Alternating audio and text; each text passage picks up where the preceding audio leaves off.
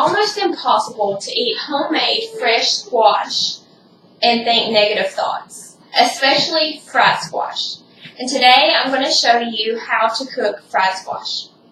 Now, the first thing you need to do, of course, is go to your local produce store, or if you're lucky like I am, I have a next door neighbor who grows squash and tomatoes in his backyard, and I can go over there and pick them anytime I like. So I have picked a few, and I have one for us today. Now, the first thing that we're going to need to do is heat up a pan of oil. You can use any type of cooking oil that you prefer. I myself prefer vegetable oil, and I already have it heating up. We have to make sure it gets nice and hot so that the flour on the squash doesn't flake away and not stick to the squash. So after you've done that, what you'll need to do next is wash the squash. So any dirt that gathered on it while it was growing in the garden will be free. And once you have done that, I like to disinfect my cutting board and my knife. So I have some Clorox disinfecting wipes. I'm going to just wipe the cutting board and my knife. And now we're ready to cut the squash. You can choose to cut it vertically if you desire, but I myself cut mine horizontally because it is easier to fit more squash into the pan when you do it that way. So you're going to cut the tip off. It has a little stem up here. You don't want to cook that. Now, an interesting fact about squash is that it is actually a fruit because it does bear the seed. Most people think that squash is a vegetable, but it is actually a fruit. So you can cut the squash as thick or as thin as you like, but I like to cut mine pretty thin because I like for it to be nice and crispy and not so mushy on the inside. Now we're going to spread it out and get ready to season it.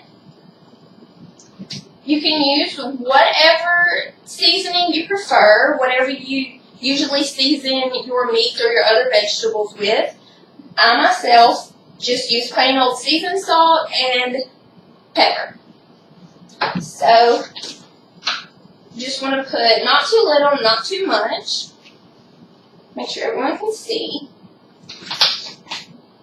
So, seasoned salt and now our pepper.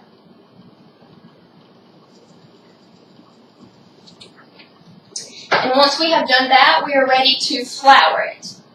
Now, I have this that my mom gave me. It's a nice flouring tool. You just place it in the top here. You put the lid back on and shake it up and make sure the flour gets on there well. You can flour by hand, or you can put it in a Ziploc bag and flour that way. So you're going to put it in here and make sure not to stack them on top of each other because we want them to all be floured evenly. We're just going to put the lid back on. Make sure it's nice and tight so the flour doesn't fall out. And then shake it up. Make sure the flour gets on there good.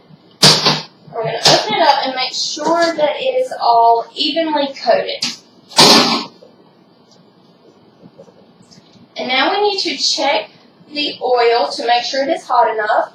My mom taught me a trick to just take a pinch of flour and drop it in the pan. If it sizzles, then it is hot enough, and it is indeed hot enough because I've had it warming up for a while. So now we're ready to drop the flour in.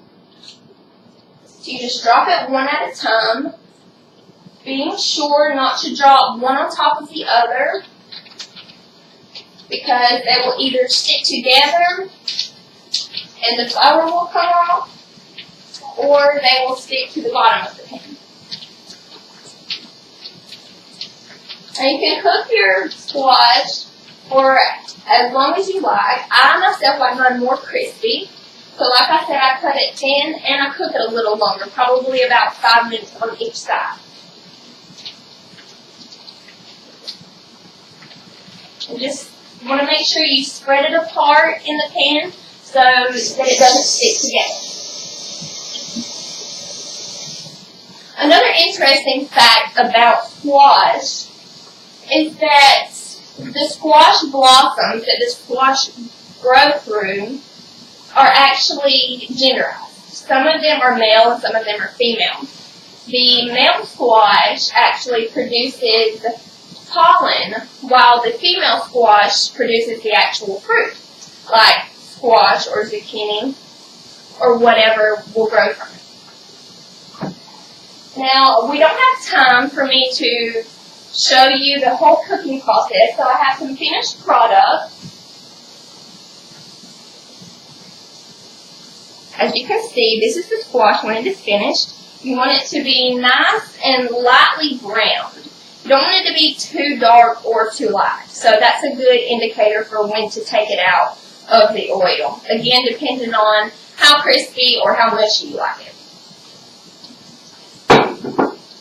So now you know how to cook fried squash, my favorite food, and I'm lucky to have a garden next door, so I pretty much eat it every day.